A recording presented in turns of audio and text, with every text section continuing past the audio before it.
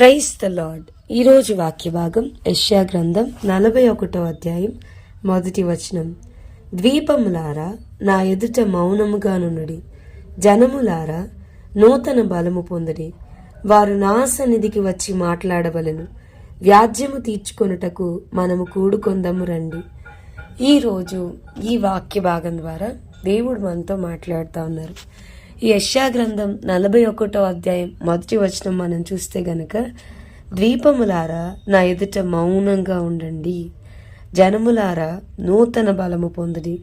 వారు నా సన్నిధికి వచ్చి మాట్లాడవలను, వ్యాజ్యము తీర్చుకొనుటకు మనము కూడుకొందము రండి అని దేవుడు పిలుస్తా ఉన్నాడు. అదేంటి మౌనంగా ఉండమంటారు, నూతన బలం పొందమంటారు, మళ్ళా ఆయన సన్నిధికి వచ్చి మాట్లాడమంటారు, ఏంటిది అని ఆలోచిస్తే గనక యెషయా గ్రంథం 40వ అధ్యాయంలో మనం చూస్తే, యెహోవా కొరకు ఎదురు చూచువారు నూతన బలం పొందుదురు, వారు పక్షిరాజుల వలె రెక్కలు చాపి పైకి ఎగురుదురు, అలయక పరిగెత్తుదురు, సొమ్మసిల్లక నడిచిపోదురు అని వాక్యం చెప్తుంది. ద్వీపములారా మౌనంగా ఉండండి అని అంటే ఆయన సన్నిధిలో కామైపోమని కాదు, ఆయన కొరకు కనిపెట్టమని. Waiting upon the lord. చాలాసార్లు మన ప్రార్థన అవసరతను బట్టి నీడ్ డ్రివెన్ ప్రేయర్ లాగా ఉంటుంది. కొంతమందిని చూస్తే ఎక్కడ లేనన్ని మోకాలు వేసేస్తారు, ఎక్కడ లేనంత ప్రార్థన, ఎక్కడ లేనంత ఫాస్టింగ్ ఉంటారు, ప్రార్థన చేస్తారు.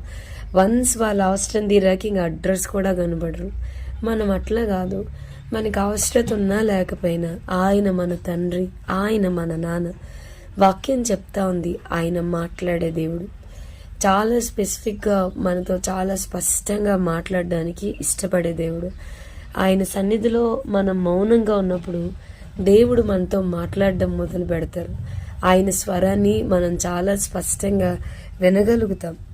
అలాగే వారు నా సన్నిధికి వచ్చి మాట్లాడవలను అని అంటా ఉన్నాడు ప్రభు. మనం చాలాసార్లు అన్నెసెసరీ థింగ్స్కి చాలా టైం మనం కేటాయిస్తూ ఉంటాం.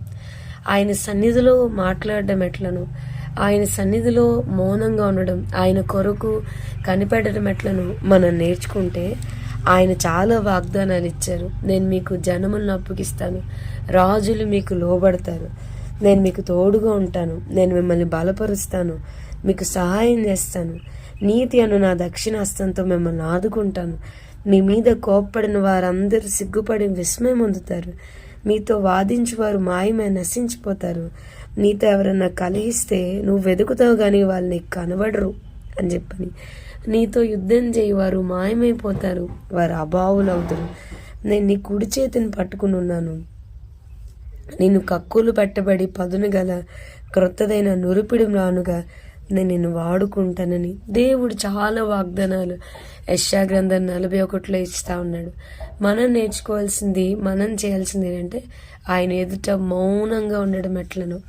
అధికంగా మనము లోక విషయాలు కాకుండా ఆయన ఎదుట మౌనంగా ఉండడం ఎట్లను మనం నేర్చుకుంటే యెషయా గ్రంథం 41లో దేవుడు మనకి చేసిన వాగ్దానాలన్నిటినీ మనం స్వతంత్రించుకోగలుగుతాం. సో వాక్యం వింటున్న ప్రియమైన వారులారా, త్వరగా మన ప్రార్థనా గదికి వెళ్ళి, ప్రభువా నాతో మాట్లాడండి అయ్యా, మీ స్వరాన్ని వినాలనుకుంటున్నాను, నాకు ఆశగా ఉంది ప్రభువా. కీర్తనకాడు అంటాడు, అయ్యా నీ వాక్యం మీద నేను ఆశ పెట్టుకొని ఉన్నాను అని. ఆయన వాక్యము మనల్ని బ్రతికిస్తుంది. ఆయన వాక్యము బాధలలో మనకి నెమ్మదినిస్తుంది. నాతో మాట్లాడు ప్రభువా అని అన్నప్పుడు ఆయన మాట్లాడడం మొదలు పెడతాడు. వాక్యం చెప్తోంది, యెహోవా స్వరము బలమైనది, యెహోవా స్వరము ప్రభావం గలది, యెహోవా స్వరము దేవదారు వృక్షములను విరుచును, యెహోవా స్వరము లెబానోను దేవదారు వృక్షములను ముక్కలుగా విరిచినని వాక్యం చెప్తోంది. యెహోవా స్వరము లేళ్లను ఈనచేయును.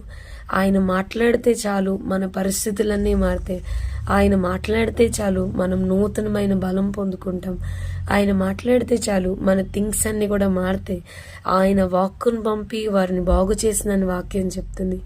ఆయన ఎప్పుడైతే మన విషయంలో మాట్లాడడం మొదలు పెడతారో మన కథంతా మారుతుంది. సో ఆయన సన్నిధిలో మౌనంగా కూర్చున్నాం. నువ్వు మాట్లాడు ప్రభా, నువ్వు చెప్పు ప్రభా అని. యేసై కంటే ప్రేమగా మాట్లాడే వాళ్ళు ఈ లోకంలో ఎవ్వరూ లేరు. మనతో మాట్లాడడానికి ఎక్కువగా ఇష్టపడే తండ్రిని మనం మన దేవుడిగా కలిగి ఉన్నాం. సో ఈరోజు ఈ వాగ్దానం మన జీవితాల్లో నెరవేర్చబడును గాక. నిశ్చయంగా ఆయన స్వరాన్ని మనం విందుము గాక. ప్రార్థన చేసుకుందాం. ప్రభా, ఈరోజు వాక్య భాగం ద్వారా మీరు మాతో మాట్లాడినందుకు వందనాలు. వాక్యం వింటున్న మా ప్రియులైన వారిని అందరినీ దీవించి ఆశీర్వదించమని యేసు నామమున అడిగి వేడుకొంచున్నాం తండ్రి. Amen. God bless you and have a blessed day.